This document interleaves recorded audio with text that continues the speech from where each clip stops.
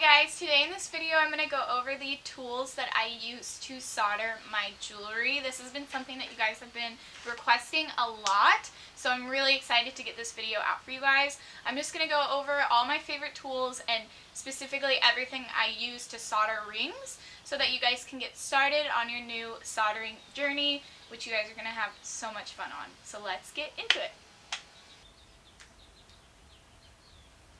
Perfect. Okay, so when you start out soldering, you are either going to be working with wire or sheets of metal.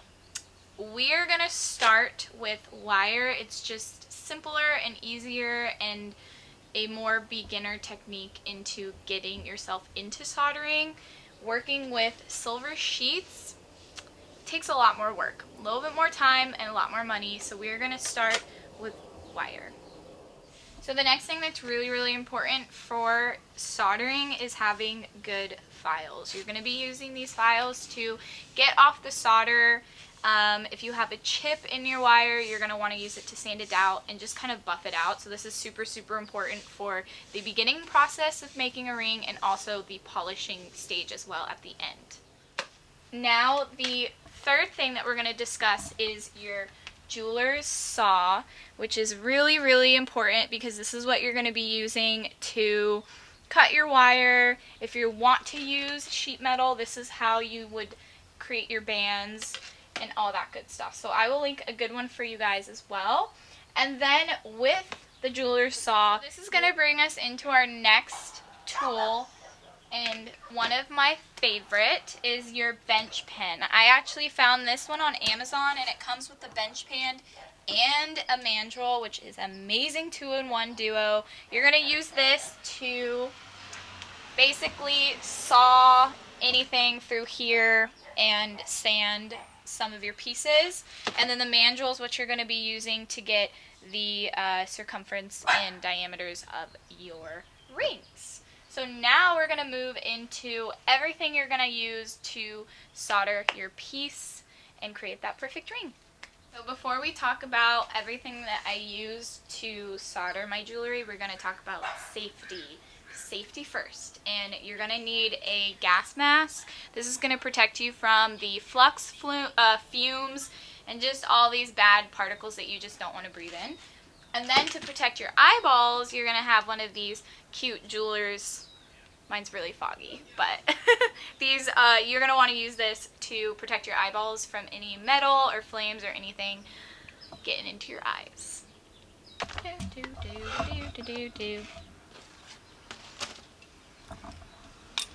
It's a butane torch. Okay.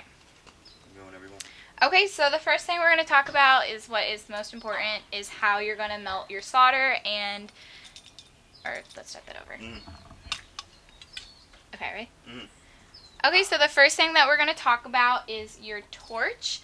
This is something that took me so long to figure out what I should buy, and I'm here for you because you don't need to buy one of those big oxygen butane tanks that you usually see a lot of people solder with. You can simply just start with a little mini butane torch. I got this one on Rio Grande and I absolutely love it, and I use this to make all my rings and everything. So just start with one of these babies, and as you grow your skills you can move up to that big boss girl jewelry torch, but trust me, you don't need that yet. And then you're going to just need some butane gas that you can get from Home Depot or anything like that.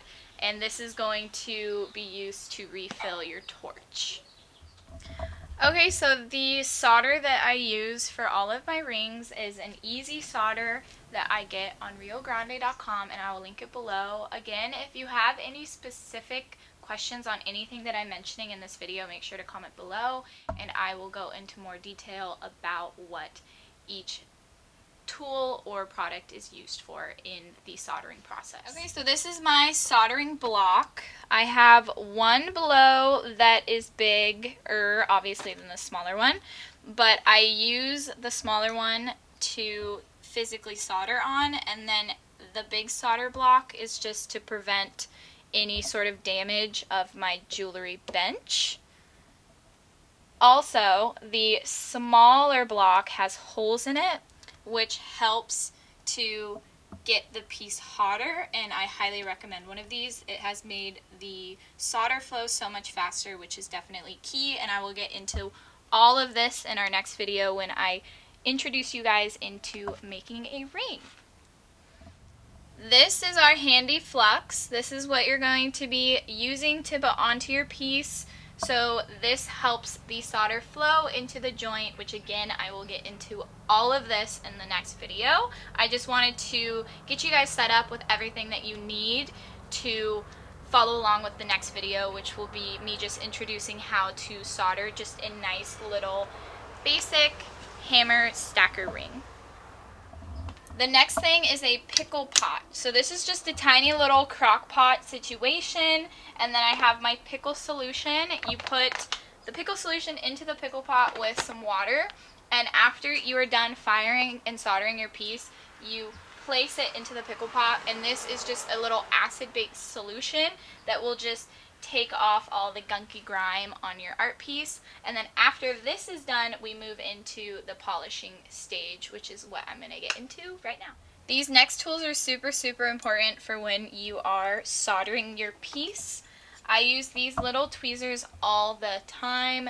This is what I use to pick up my piece when it's really hot, or to place my solder onto the joint. The soldering pick is what I use to pick at the soldering to help it flow faster, which again, I will get into that next week.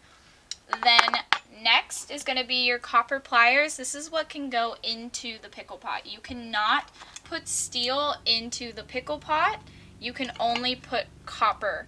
So I use these tweezers to pick out my jewelry from the pickle pot, and this is super important because if you put iron or aluminum or any other type of metal into the pickle solution, it will oxidize the metal and will just create it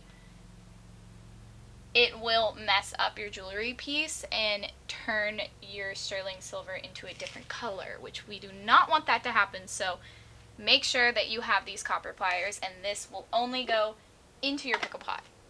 Write that down. Okay, so the next thing that we're going to go over are the tools that I use to polish and sand my rings. These are the tools that I use at the end of my soldering process to buff out my rings and just polish them up. They're pretty much the last step. So I'm going to talk about the tumbler and my buffing and sanding wheel. Okay, so this is one of my favorite tools. It is my multi-purpose bench grinder, and this is what I use to polish up the rings after they have been soldered. It is honestly one of the most satisfying things to do.